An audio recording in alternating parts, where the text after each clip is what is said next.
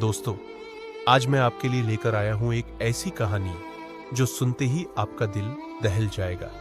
ये कहानी है एक डीएसपी अधिकारी की जो अपनी पहचान छिपाकर निकली थी ताकि वह उन लोगों को पकड़ सके जो कानून की आड़ में बेगुनाहों से वसूली कर रहे थे। तभी दो पुलिसकर्मी बीच बाजार में उसके साथ गलत व्यवहार करते हैं। आगे जो हुआ उसे जानने के लिए वीडियो को अंत तक जरूर देखें। आईपीएस मैडम अनामिका वर्मा सदा सूट सलवार में अपनी बूढ़ी मां कमला देवी के साथ एक टेम्पो में बैठकर शांति नगर के बाजार जा रही थी। उनका मकसद अपनी मां के लिए कुछ कपड़े खरीदना था। तभी रास्ते में एक चेक पोस्ट पर पुलिस ने उनकी गाड़ी रोक ली। इंस्पेक्टर अरविंद चौहान ने टेम्पो चालक से कागज मांगे और उनमें कमी निकालते हुए 2000 रुपए की रिश्वत की मांग की। टेम्पो चालक ने गिड़गिड़ाते हुए कहा, साहब मेरे पास पैसे नहीं है, कल दे दूंगा। कल ले लेना, आप पैसे सुबह से कोई धंधा भी नहीं हुआ है, मुझे माफ कर दीजिएगा। लेकिन अरविंद चौहान नहीं माना। उसने गुर्राते हुए कहा, अबे गरीब झूठे, 2000 रुपए निकाल वरना तेरी गाड़ी जब्त कर लूंगा और तुझे जेल भी कर दूंगा। जब चालक ने और विनती की तो अनामिका वर्मा ने गुस्से में कहा, मारने का हक किसने दिया तुम्हें? ये बेचारा मेहनत से अपने परिवार का पेट पालने निकला है और आप उससे रिश्वत मांग रहे हैं। अरविंद चौहान ने पलट कर देखा। एक साधारण महिला से ऐसे सवाल सुनकर वह भड़क उठा। उसने चिल्लाकर कहा, ए, चुपचाप बैठ जा अपनी जगह पर वरना तुझे भी हवालात दिखा दूंगा। मुझे कानून मत सिखा। अनामिका वर्मा शांत रहकर बोली, कानून सबके लिए बराबर है, चाहे वह पुलिस वाला हो या आम आदमी। रिश्वत मांगना कानून के खिलाफ है। यह सुनकर अरविंद चौहान आगबोटा गया। उसने एक झटके में अनामिका को एक जोरदार थप्पड़ जड़ दिया और गड़गड़ा कर कहा, चलो जल्दी टेम्पो लेकर भागो यहां से। टेम्पो चालक ये सब देख चुप रह गया। डर के मारे कुछ बोला नहीं। अनामिका ने अपने गुस्से को काबू में रखा। वह जानबूझकर अपनी असली पहचान उजागर नहीं कर रही थी, क्योंकि वह देखना चाहती थी कि इंस्पेक्टर अरविंद चौहान कितनी हद तक गिर सकता है। फिर वे टेम्पो में बैठी और थोड़ी देर बाद टेम्पो उन्हें कपड़ों की दुकान पर उतार गया। अनामिका ने अपनी मां कमला देवी को अंदर ले जाकर उनके लिए सुंदर सुंदर कपड़े खरीद दिए। बाहर से वह भले ही शांत दिख रही थी, पर मन ही मन उसने ठान लिया था, अरविंद चौहान को सबक सिखाना ही होगा। मॉल से लौटकर घर आई। घर पर आकर मां और बेटी दोनों ने खाना खाया और रात हो गई। अनामिका वर्मा जब बिस्तर पर लेटी तो अजीब सी बेचैनी होने लगी। इंस्पेक्टर ने जो उनके साथ बदतमीजी की उनके दिल में कांटे की तरह छोड़ने लगी। मन में बस एक ही सवाल के, जब वह इंस्पेक्टर मेरे साथ इतनी बदतमीजी कर सकता है तो आम जनता के साथ कितनी बदतमीजी करता होगा, और वह टेम्पो चालक के साथ कितने बुरे तरीके से पेश आया था। मुझे इस बारे में पूरी जानकारी निकालना होगी। क्या पूरा थाना इसे लोगों से भरा हुआ है? ऐसे पुलिस वाले जो कानून का मजाक उड़ाते हैं, वह कानून के नाम पर कलंक है। अनामिका का मन और पक्का हो गया। पहले यह पता लगाना जरूरी था कि पूरे थाने का माहौल कैसा है। आखिर अरविंद चौहान वही तो था जो सड़क पर भ्रष्टाचार कर रहा था। अगर पूरा थाना ही सड़ा हुआ मिला तो सिस्टम को अंदर से ही साफ करना पड़ेगा। अगली सुबह अनामिका ने अपनी असली आईडी छुपाकर एक आम लड़की का रूप धारण कर लिया। सादा सलवार सूट पहनकर शांति नगर थाने चली आई। थाने में दाखिल होते ही उसकी नजर सामने वाली कुर्सी पर बैठे इंस्पेक्टर संदीप शर्मा पर गई। वह निश्चिंत होकर मोबाइल पर बातें कर रहा था। अनामिका उसके पास जाकर बोली, साहब मुझे एक रिपोर्ट दर्ज करानी है। अनामिका की बात बीच में ही काटते हुए संदीप ने सख्ती से कहा, किसकी रिपोर्ट? यहां रिपोर्ट दर्ज कराने की फीस 5000 है। पैसे हैं क्या तुझमें? नहीं तो अभी उठ और निकल यहां से। यह बात सुनकर अनामिका चौंक गई। वह हैरान थी कि थाने में इतनी साफ सराफ भ्रष्टाचार हो रहा है। उसने शांत लेकिन गंभीर आवाज में कहा, सर आप रिश्वत क्यों मांग रहे हैं? रिपोर्ट दर्ज कराने के लिए कोई शुल्क तय नहीं है। जो आप कर रहे हैं वह न सिर्फ गलत है बल्कि कानून का उल्लंघन भी है। संदीप झल्ला उठा और गुस्से में बोला, क्या कहा तूने? मैं गलत हूं? तुझे मुझसे ज्यादा कानून आता है क्या? बंद कर अपनी बात वरना मैं तुझे थाने में भिजवा दूंगा। अनामिका को अब पूरा भरोसा हो गया कि यह इंस्पेक्टर भी उसी राह पर है जिस पर अरविंद चौहान था। उसने ठंडी आवाज में पूछा, थाने का सब इंस्पेक्टर अरविंद चौहान कहां है? संदीप झट से चिल्लाया, क्यों? तुझे उससे क्या काम है? मुझे क्या पूछती है, खुद जाकर देख ले। तेरी आंख नहीं है क्या? आप मुझे नहीं जानते कि मैं कौन हूं? यह सुनकर संदीप शर्मा जोर से हंसा और बोला, तू मुझे धमका रही है? तुझे देखकर तो लगता है या तो तू भिखारी है, या कूड़ा कचरा उठाने वाली है, या किसी घर में झाड़ू पोछा करने वाली। यहां रिपोर्ट नहीं लिखी जाएगी। अब निकल जा, वरना धक्का देकर बाहर फेंकवा दूंगा। अनामिका ने खुद पर काबू रखा। उसे अब साफ समझ आ गया था कि ये सब उसी पानी में नहाए हुए है जिसमें अरविंद भी नहाया है। मन ही मन उसने ठान लिया, इन्हें अपना हिसाब चकाना जरूरी है, लेकिन उससे पहले इन्हें खुलकर करते हुए देखना होगा ताकि सबूत मिल सके। वह थाने से बाहर आई, कुछ देर सोच में रही, फिर मोबाइल निकाला और अपने वरिष्ठ अधिकारियों आईजी और डीआईजी को फोन किया और कहा कि वह इस थाने में मौजूद है, आप लोग अपनी गाड़ी लेकर आ जाइए। इतना कहकर वह फिर थाने के अंदर दाखिल हो गई। संदीप ने उसे फिर देखा तो गरजते हुए बोला, ये लड़की फिर से आ गई, समझ नहीं आती?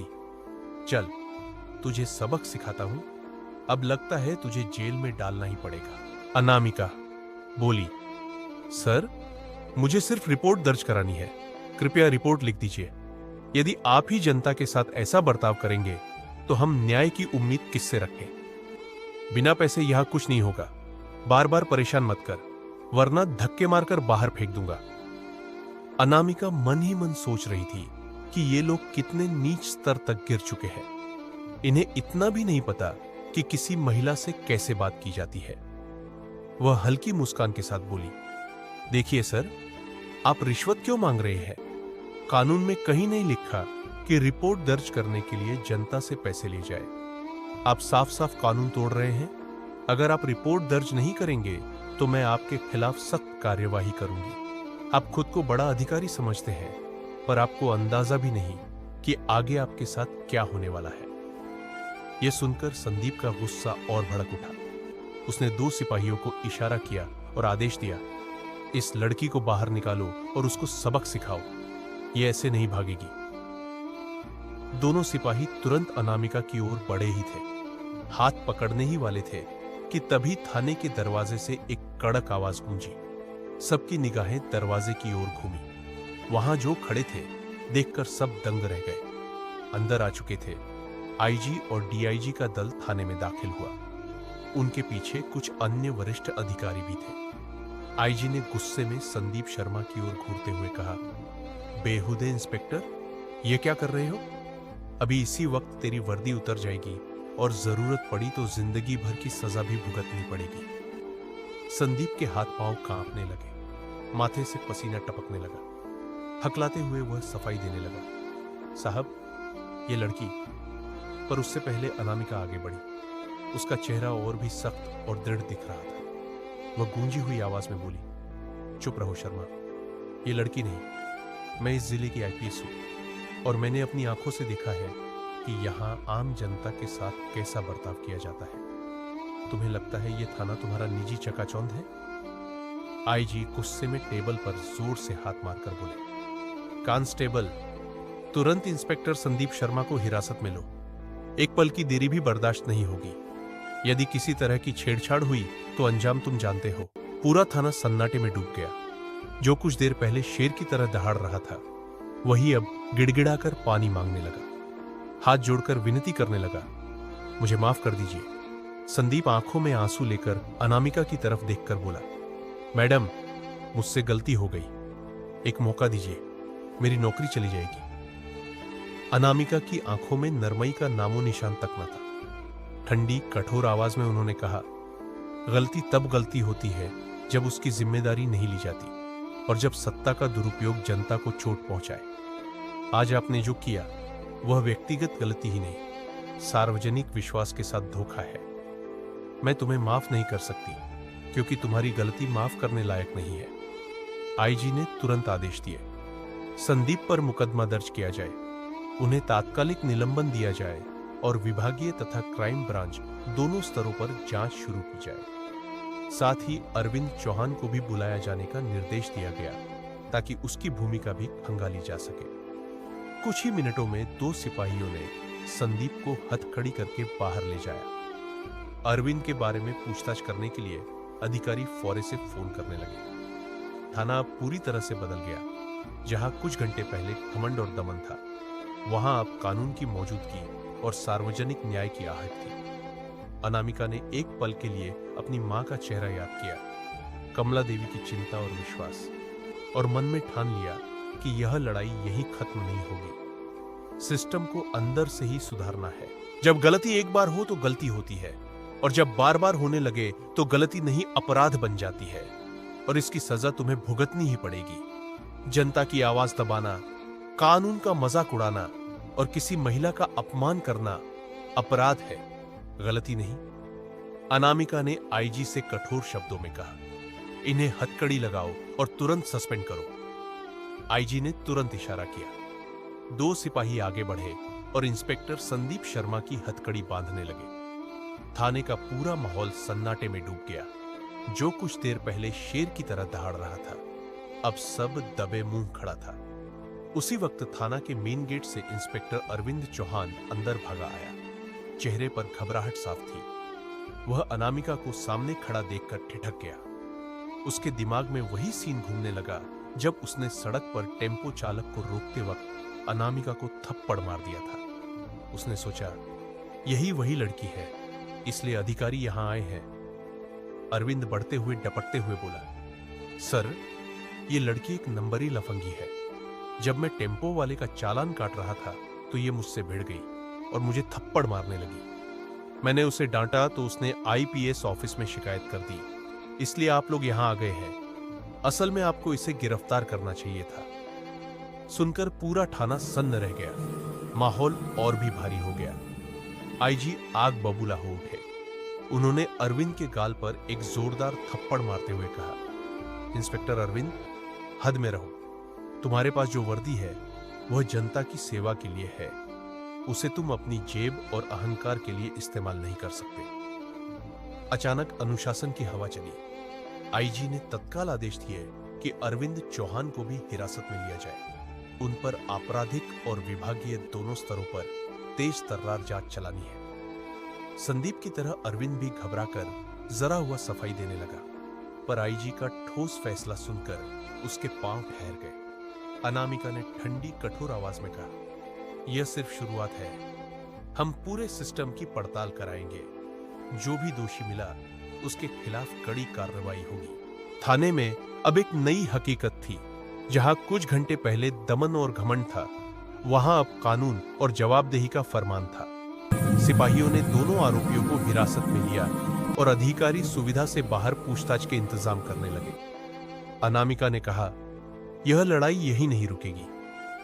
तुम नहीं जानते कि यह महिला कौन है? किसी ने कहा। यह सुनते ही इंस्पेक्टर अरविंद चौहान का चेहरा सफेद पड़ गया। कांपते स्वर में बोला, सर, यह कौन है? आईपीएस अनामिका वर्मा ने सीधी निगाहों से जवाब दिया, याद है वही थप्पड़ जो तुमने उस दिन मारा था? आज तुम्हें जिंदगी भर याद रहेगा। तुमने सोचा था एक आम लड़की को नीचा दिखाकर जीत गए, लेकिन असल में तुमने उस जनता की आवाज को कुचला था जो तुमसे न्याय की उम्मीद करती है। पूरा थाना सन्न रह गया। अनामिका ने गूंजते स्वर में कहा, वर्दी पहन ली तो खुद को भगवान समझ लिया? आज सीख लो, कानून सबके लिए बराबर है। उसने टेबल पर जोरदार थप्पड़ मारा और आदेश दिया, कांस्टेबल, इंस्पेक्टर अरविंद को गिरफ्तार करो, वर्दी उतारो, सस्पेंशन रिपोर्ट बनाओ। आईजी ने तुरंत आदेश लागू किया। अरविंद के हाथों में हथकड़ी डाली गई। वह गिड़गिड़ाया, मैडम, गलती हो गई, माफ कर दीजिए। अनामिका बोली, कानून माफी नहीं, इंसाफ करता है। सभी समझ गए। अब इस जिले में जो जनता पर जुल्म करेगा उसकी जगह सलाखों के पीछे होगी। संदीप शर्मा और अरविंद चौहान को भीड़ के बीच जेल ले जाया गया। आईजी ने मीडिया से कहा, अब से यहां दादागिरी नहीं चलेगी, कानून चलेगा। भीड़ तालियां बजा उठी, कैमरे चमके। जेल के गेट पर दोनों को अंदर धकेल दिया गया। अरविंद बड़बड़ाया। अगर उस दिन वह थप्पड़ नहीं खाता तो शायद आज यह दिन नहीं देखता। तो दोस्तों, अगर कहानी अच्छी लगी हो तो चैनल प्रीटी स्टोरी को सब्सक्राइब करें, वीडियो को लाइक करें और हमारे साथ जुड़े रहें। मिलते हैं अगली वीडियो में एक और बढ़िया कहानी के साथ। तब तक अपने और अपने परिवार का ख्याल रखें और हमें अपने परिवार का हिस्सा बनाइए। धन्यवाद।